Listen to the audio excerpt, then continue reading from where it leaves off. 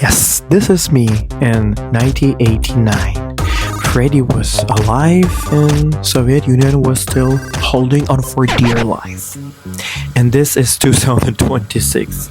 This is me, and this is a cruel reality where Brenda and Dylan from 90210 are already gone. And we talk about nuclear war more than ever. And somehow, we're now adults. Yeah, I mean millennials. Not 18 anymore, not 25 anymore, almost 40. I can't believe I just said this number. Yeah, it's not funny at all. You are a millennial. A lot of people call you cringe, lazy, or entitled. Millennials are the system breakers. If you were born anywhere between the early 1980s and the mid-1990s, 1981 to 1996, this message is for you. You did not come here to follow in the footsteps of your parents.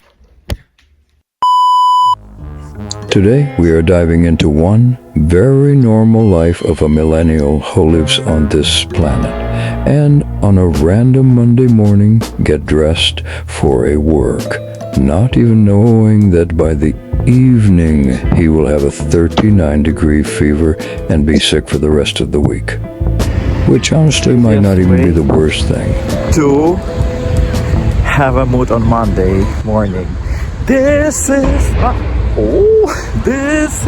Monday morning. Today is a very important day for this millennial because he's supposed to have a serious conversation with his manager and HR about his work performance. Oh, and did I mention he hate his job? Okay, I'm not going to be so dramatic. He just don't prefer his job. So he's trying to boost up his mood. My supervisor and with HR. Because I'm gonna fight. I don't want to work in room service, and I'm gonna fight. I'm gonna fight because I want to go in a mini bar. Someone is fighting between CEO position and managing, and I'm fighting between this one. So it's very fine, you know. Boosting the mood, it would be like this. You're gonna put it there, and you just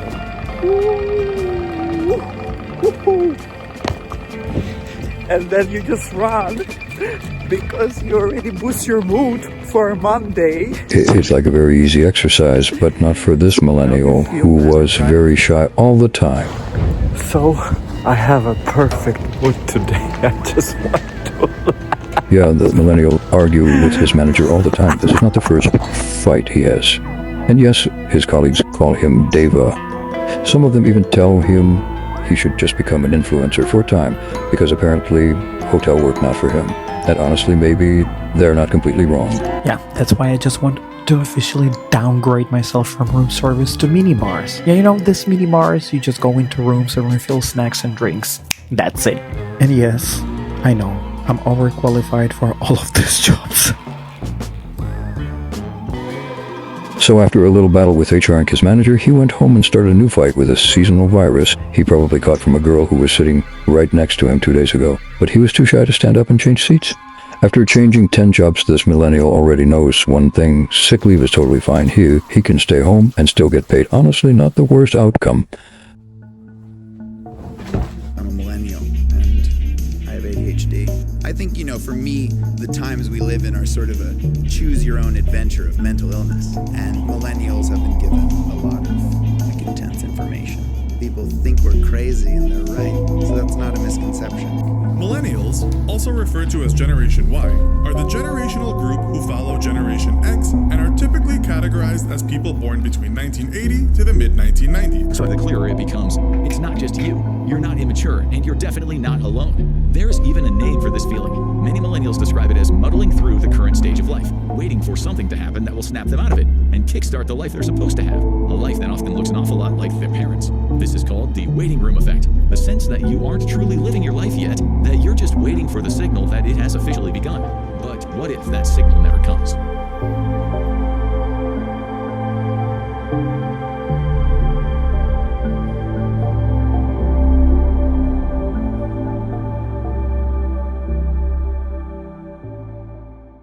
And after a week of sickness and doubts about who we really as a millennials, losers or something unique, I went to work.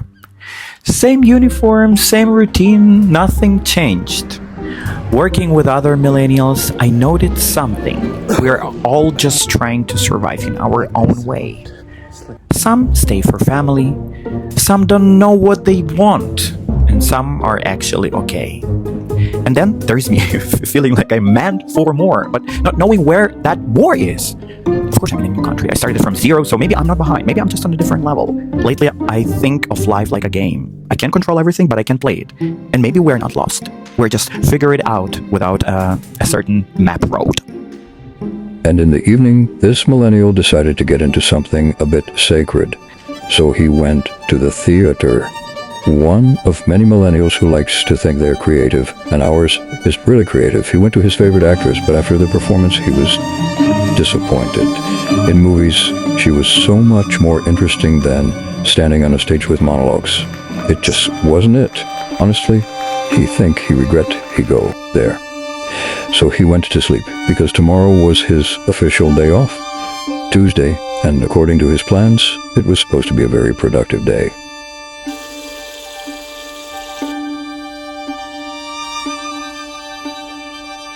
You know what? I just saw my schedule for next At his day off from work, this millennial started by complaining, of 2 course, weeks in a row. at Grammer's, explaining on camera that he doesn't like working on weekends, At first, but then he understood that why? he has no friends who would call him on the weekends. And basically, it doesn't matter when he has his days off on weekdays or weekends. So it's not really a problem, he realized.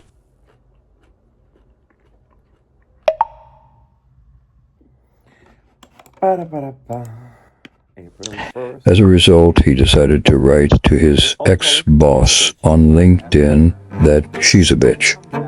Well, not exactly a bitch. He had once worked briefly in an office in the social sector, and now he decided to ask if there is a chance to return to that kind of normal office job, which he had been looking for a long time, trying to escape this vicious Horeca circle. She turned out to be a bitch, after all, and she said she couldn't help. Niet verder helpen. Maar zal zeker aan je denken als je kwaad wordt. She can help me. Life of millennial is not that easy, and I need a little bit of struggling and drama to be there. The millennial understood that finding a good deal without the language would be problematic, but besides that, he decides to send his serious ideas to random directors, as usually he's been doing for the past 2 years, thinking that maybe someone would notice. But usually everyone says, "Thank you, we have no budget, we are not interested whatsoever."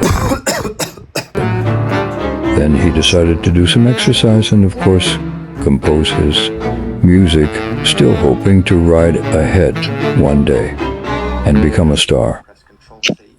I'm going to press F4 to create a bass pattern. Put that in the bass. Personally, me think millennials in 2026 are stuck between experience and expectations, struggling to find a stable job that actually matches their skills and life.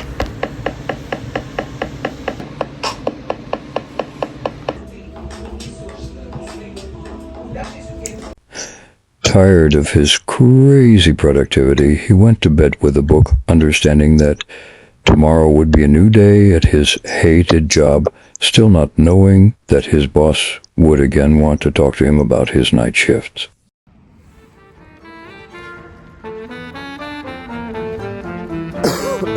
A new day at work felt like a personal battle. His manager told him again that all his suggestions to switch from room service were denied, and that he still had to do night shifts.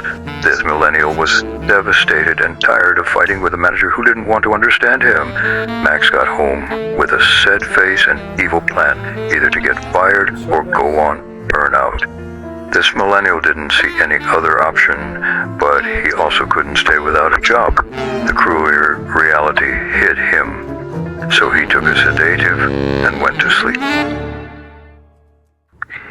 Next day, he spent the whole day reflecting on life and about millennials, trying to find something positive in the game he was playing, because it was easier to see life that way, as if you were just playing a game and had to defeat the boss of this level.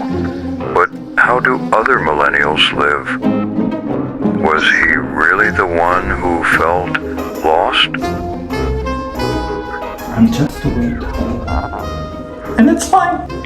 When Max started reading the comments under videos about millennials, he realized one thing. Fortunately, he was not the only one like that. Maybe our generation really is lost, but also cool, sincere, and maybe even the best version ever, he thought. At work that day, he went up to the manager and said that he had no energy left to fight with his supervisor, and that he was asking one last time to be moved to minibars. At the same time, he decided to start looking for a new job. No, number 11. A beautiful number, Maggie thought. He put on his anti-aging cream and went to sleep.